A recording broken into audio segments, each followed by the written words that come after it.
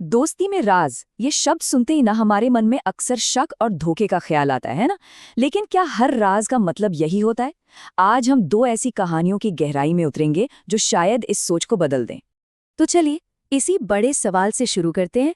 क्या वाकई हर राज जो दोस्तों के बीच होता है एक तरह का धोखा ही है, या फिर कुछ राज ऐसे भी हो सकते हैं जो दोस्ती को तोड़ने की जगह उसे और भी मजबूत बना दें?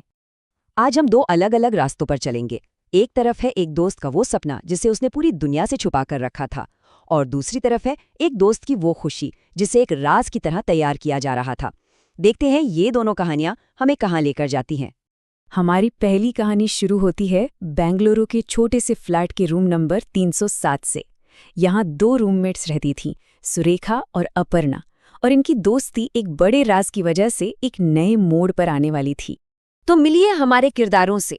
सुरेखा, जो एक इंजीनियरिंग फर्म में बिजनेस डेवलपमेंट का काम देखती थी, मतलब हमेशा क्लाइंट्स और मीटिंग्स में बिजी। और दूसरी तरफ थी अपर्णा, एल्स्टॉम में काम करने वाली, बहुत ही मेहनती और अपने काम पर पूरी तरह से फोकस्ड। पर सुरेखा ने जल्द ही नोटिस किया कि उसकी इस मेहनती दोस्त के साथ कुछ तो अजीब है। हर रात जब सुरेखा सो जाती, अपर्णा जागती रहती। देर रात 2 या 3 बजे तक उसके लैपटॉप की हल्की सी रोशनी कमरे में फैली रहती। सुरेखा को ये सिर्फ देर तक काम करना नहीं लगा, उसे लगा ये किसी रहस्य की शुरुआत है। और फिर एक रात सुरेखा की नज़र अपर्णा के लैपटॉप की स्क्रीन पर पड़ ही गई, और वहां जो लिखा था उसकी तो उसने कभी कल्पना भी नहीं की थी। Particle physics research proposal. ये तो उसकी दोस्त के काम से बिल्कुल ही अलग था। अब ये राज और भी गहरा होता जा रहा था। जब सुरेखा ने पूछने की हिम्मत की तो अपर्णा ने झट से लैपटॉप बंद कर दिया। उसका जवाब था, अरे कुछ नहीं, बस थोड़ा पर्सनल काम है। इस टालमटोल वाले जवाब ने सुरेखा के शक को और भी पक्का कर दिया।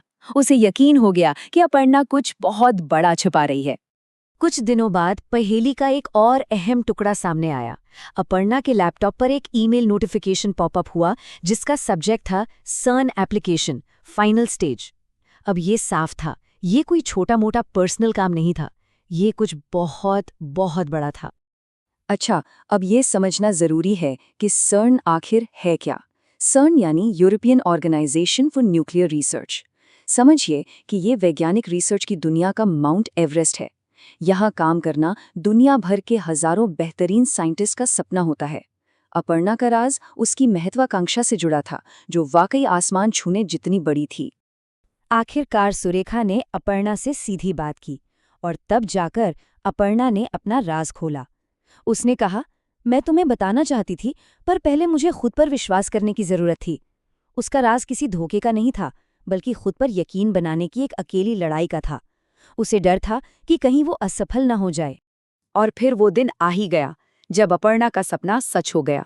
उसके फोन पर एक ईमेल आया, सिर्फ कुछ शब्द लिखे थे, बधाई हो अपर्णा। उसे सर्न के रिसर्च प्रोग्राम के लिए चुन लिया गया था। वो पल उस राज के अंत का था, और दोनों दोस्तों की साझा खुशी की एक नई शुरुआत का। अपर्णा का सपना तो पूरा हो गया, लेकिन अब चलते हैं हमारी दूसरी कहानी की ओर। ये कहानी भी सुरेखा की है, पर इस बार शक के घेरे में उसकी ऑफिस की बेस्ट फ्रेंड स्वाति है। ये कहानी है शक की और जश्न की। सब कुछ एकदम धीरे धीरे शुरू हुआ। पहले तो स्वाति अचानक ऑफिस में चुप चुप रहने लगी। फिर एक दिन सुरेखा ने उसे फोन पर बहुत ही धीरे और गंभीर आवाज में बात करते हुए सुना, और आखिर में सुरेखा के नाम एक गुमनाम चिट्ठी आई जिसने इस पूरे रहस्य को एक अलग ही लेवल पर पहुंचा दिया। फोन पर जो शब्द सुरेखा के कानों में पड़े थे वे थे, नहीं, अभी किसी को पता नहीं चलना चाहिए, सब सही समय पर ही होगा। ये शब्द सुनकर सुरेखा का दिल बैठ गया। उसे लगा कि उसकी दोस्त किसी बहुत बड़ी मुसीबत में फंस गई है। और फिर वो चिट्ठी, उसने तो रही सही कसर भी पूरी कर दी। उस पर बस इतना लिखा था, शाम 6 बजे, ऑफिस की छत, तुम्हें एक सच पता चलेगा। सुरेखा के मन में डर और उत्सुकता का एक अजीब सा तूफान उठा, और वो छत की तरफ बढ़ने लगी।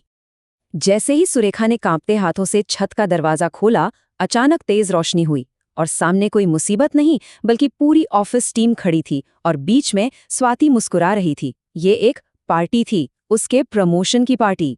तब जाकर पूरा सच सामने आया। स्वाति और पूरी टीम पिछले 1 महीने से सुरेखा के प्रमोशन के लिए इस सरप्राइज पार्टी की तैयारी कर रही थी। स्वाति का वो अजीब बर्ताव, वो फोन कॉल, सब कुछ किसी परेशानी की वजह से नहीं, बल्कि अपनी दोस्त को एक यादगार खुशी देने की तैयारी की वजह से था। तो चलिए अब इन दोनों कहानियों को एक साथ रखकर देखते हैं। एक तरफ था एक सपना जिसे अकेले पूरा करने की हिम्मत जुटाई जा रही थी, और दूसरी तरफ थी एक खुशी जिसे सब मिलकर तैयार कर रहे थे। दोनों ही मामलों में राज किसी धोखे का नहीं, बल्कि दोस्ती को और भी गहरा करने का एक जरिया बने। अगर हम दोनों कहानियों को साथ रखें तो एक बहुत दिलचस्प पैटर्न दिखता है। अपर्णा का राज अपने लिए आत्मविश्वास बनाने का था, जबकि स्वाति का राज अपनी दोस्त के लिए खुशी तैयार करने का।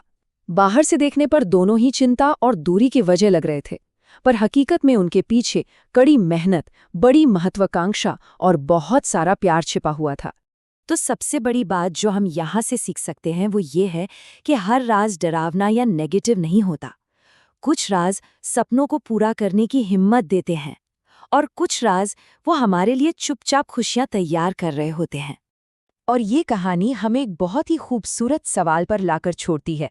जरा सोचिए, क्या पता हमारे आसपास भी कोई ऐसा हो जो चुपचाप हमारे लिए कोई सपना बुन रहा हो या कोई बड़ी खुशी तैयार कर रहा हो। शायद हमें हर राज को शक की नज़र से देखने के बजाय कभी-कभी उसके पीछे छिपे प्यार और अच्छी नीयत को भी देखने की कोशिश करनी चाहिए।